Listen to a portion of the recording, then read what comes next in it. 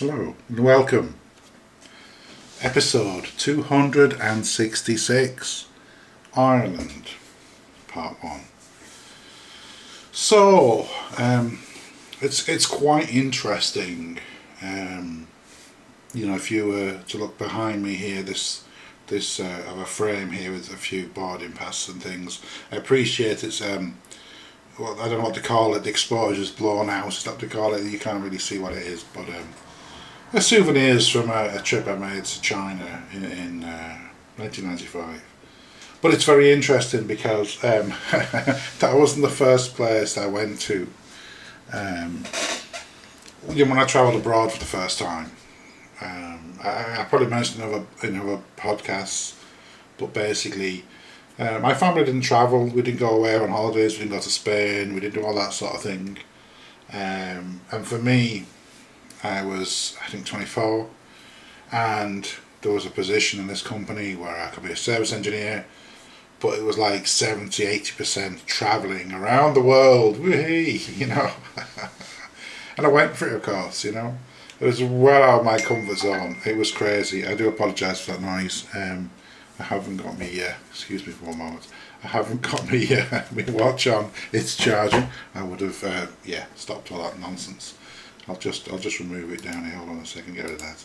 I do apologise for that, but I always forget. Anyhow, so I talk at length about China. I have a few podcasts around other countries I've visited. Maybe I'll revisit those. Now I've got video and you can see me talking about it. But Ireland, oddly enough, was not a place I really talked about during the 90s. And the first place I went to when I became a service engineer, and they gave me this hallowed position, a company car, a mobile phone. Sorry, no, it wasn't a mobile phone. It was a car phone. It was attached to the car.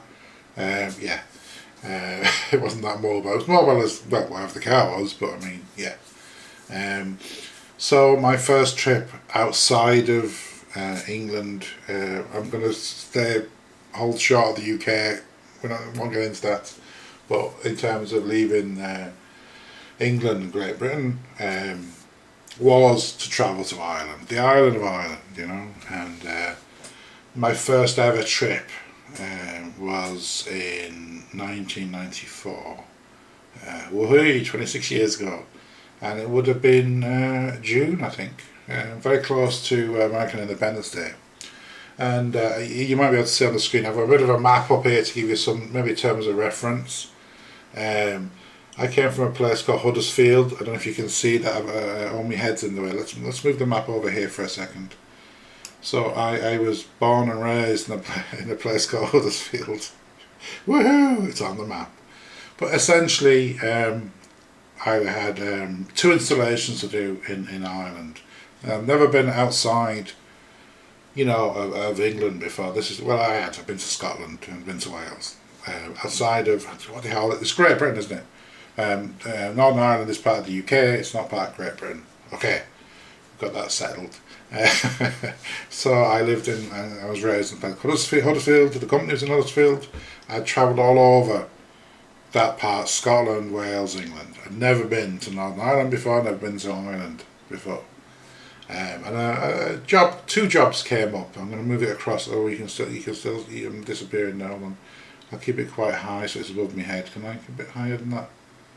Where am I? Where's Huddersfield? Oh, there we are. Sorry. So I'm going to scroll across that way. There you go. So I had 2 installations to do.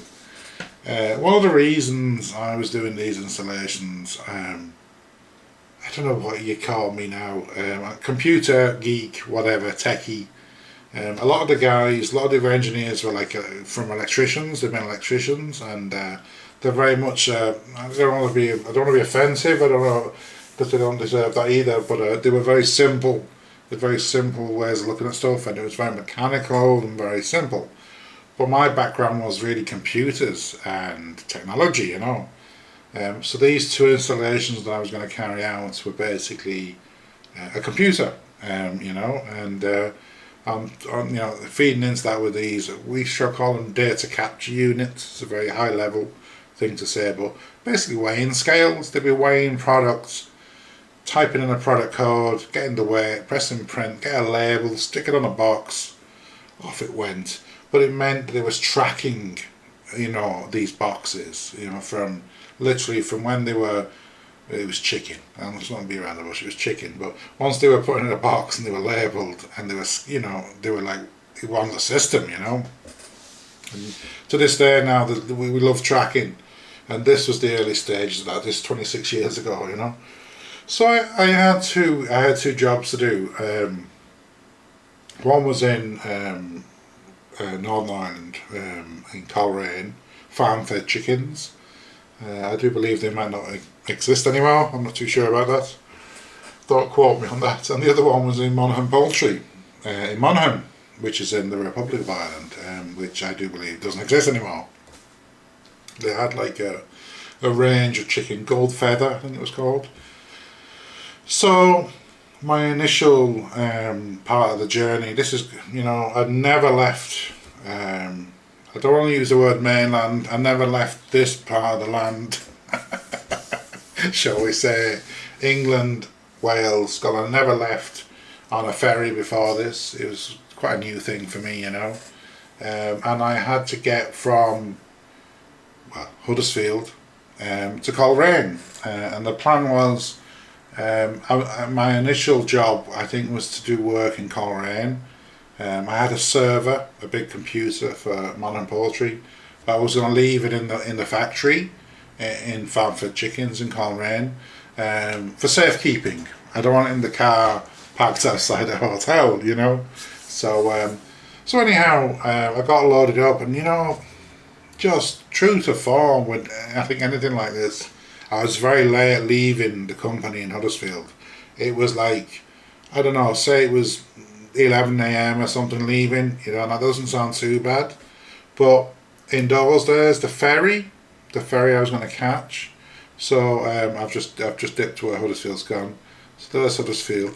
I had to get to Stranraer, so basically I had to get from Huddersfield, which is there with the big hand, all the way to Stranraer, and that is essentially, at the time, now it could be quicker nowadays, maybe it isn't, would have been about 5.5 hours drive. It was a big drive, I wasn't flying, I was taking the car, I had equipment, it was heavy, there was no way flying was an option, Got in the car and went for it, and I think it was about 11 o'clock in the day, and I hurtled up the M6, so to get to the M6 I would have gone the M62, is it M61?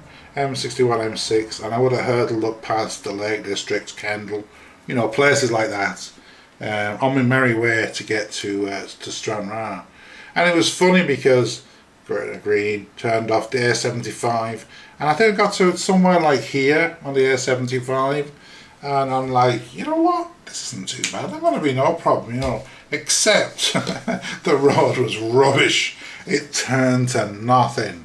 This little bit here, oh man, took forever. And I'm dashing, I'm doing a break for the border.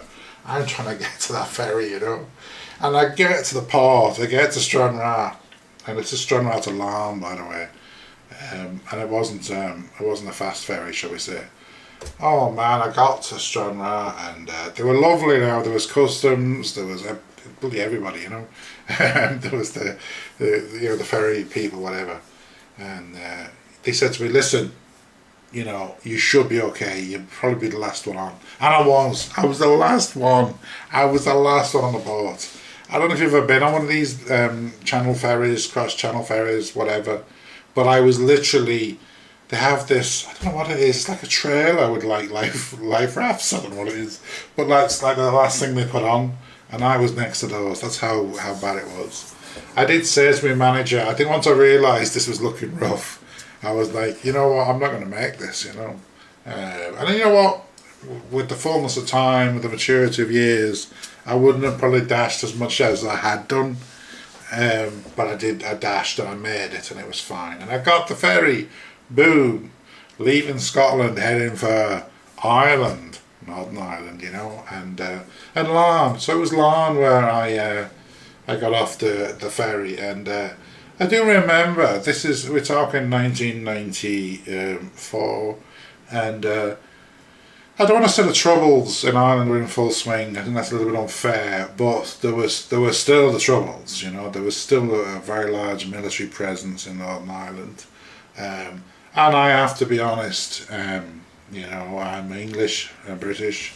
I had a bit of a fear when I arrived in Larne. I don't know why. I had an English number plate.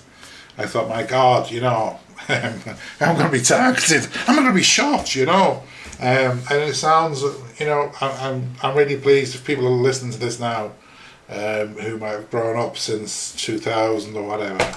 You don't have that, and I love that, but I did have that bit of a fear there, I remember all the atrocities and all the troubles going back to the 70s. I remember seeing them and hearing about them or reading about them, And one of the things I did notice about the media in England, it was always like very negative about Ireland, and it's hard to get maybe sometimes an objective view on these things. And I've seen a few things anyway. I don't go into detail now. I've seen a few things on the media in the 80s, and it was rough now, and there's been an awful lot of atrocities, and to be fair, in lots of countries have had this, not just Ireland and the UK, but there've been a lot of atrocities, and I have to say, I remember driving off the ferry in Larne, driving around Ireland, and I was feeling a little bit panicky, And my first stop was in Coleraine, a company called Farm-Fed Chickens. It was a chicken factory.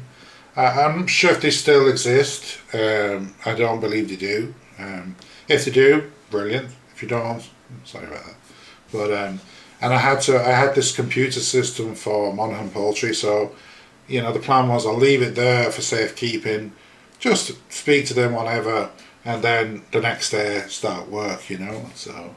But I remember arriving, there, and there was a guy there to meet me, one of the managers. He was a lovely guy, and I put this computer, this is for Monaghan. Oh yeah, put this in this room. He had a little hidey hole, a little safe place.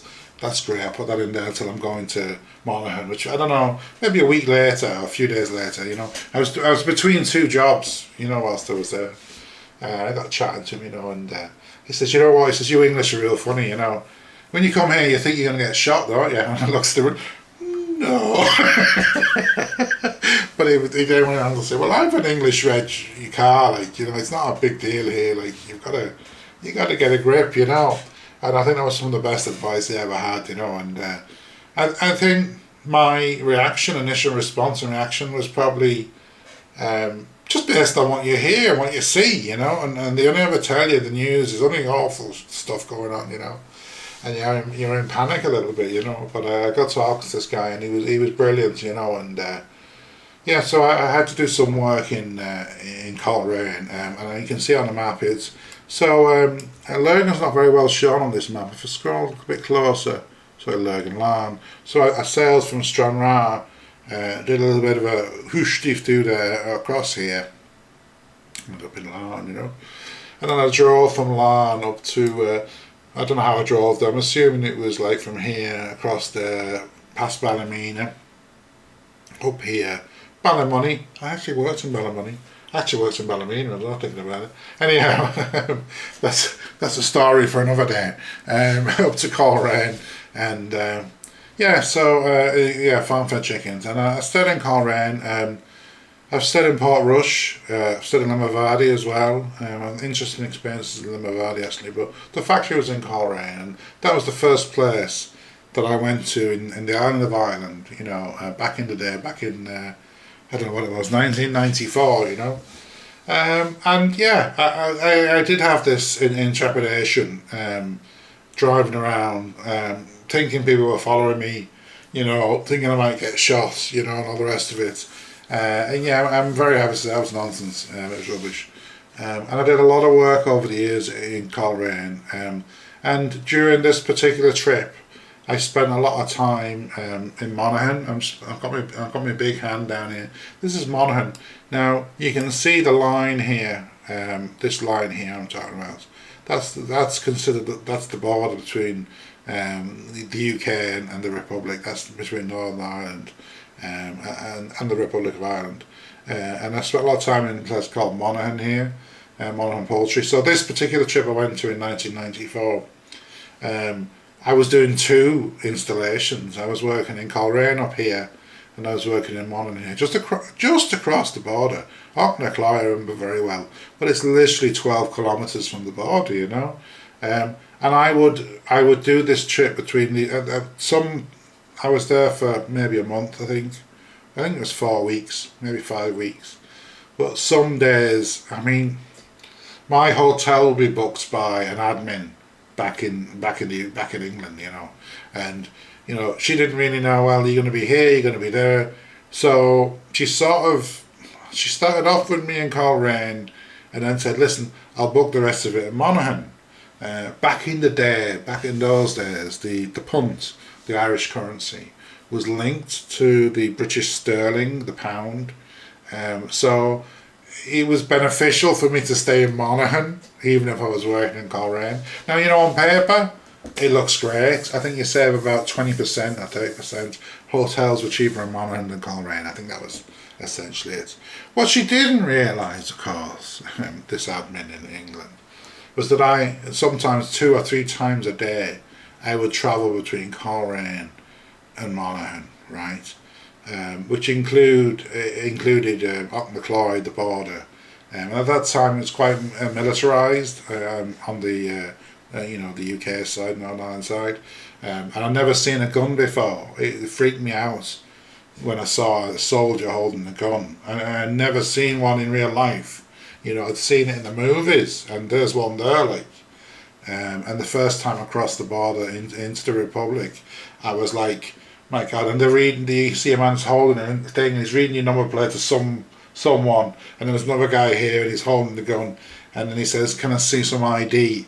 And like, I mean, I'm an English rich car, of course, but it doesn't matter, does it? It's irrelevant.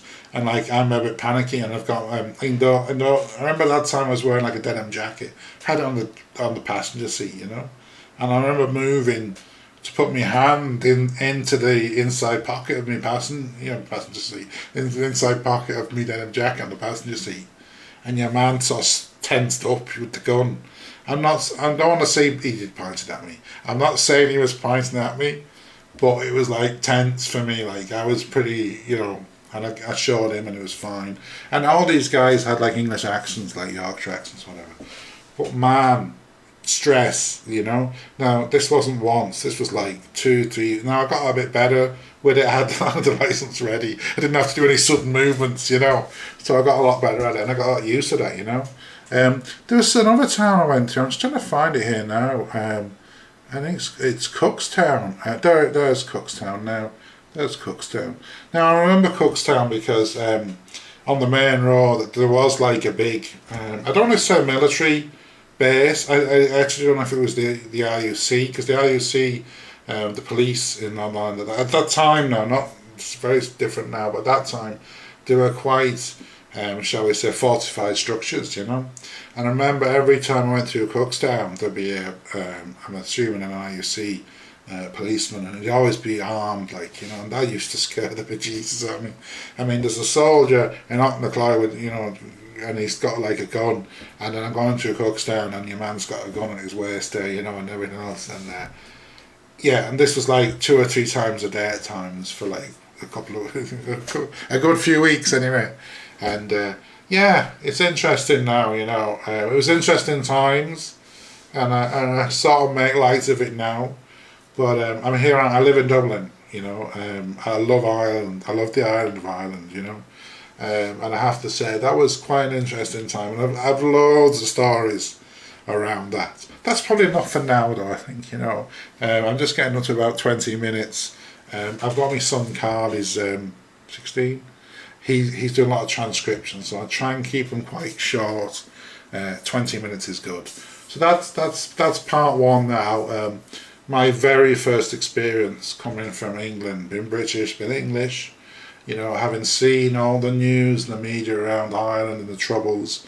This is 1994, remember, this is 26 years ago. This is before the Good Friday Agreements. You know, there've been a few other little agreements going on. That shit are rubbish, but this is before the proper Good Friday Agreement. You know, and it was interesting. I have to say, you know, having I mentioned China a lot. I mentioned other countries a lot, but coming to Ireland now, it was quite something. But I hope I can. I have plenty of stories in it. So that's part one. I hope you enjoyed. I hope you give a little bit of insight of what I did back in the 90s, and I'll definitely speak more about some of my other experiences as well.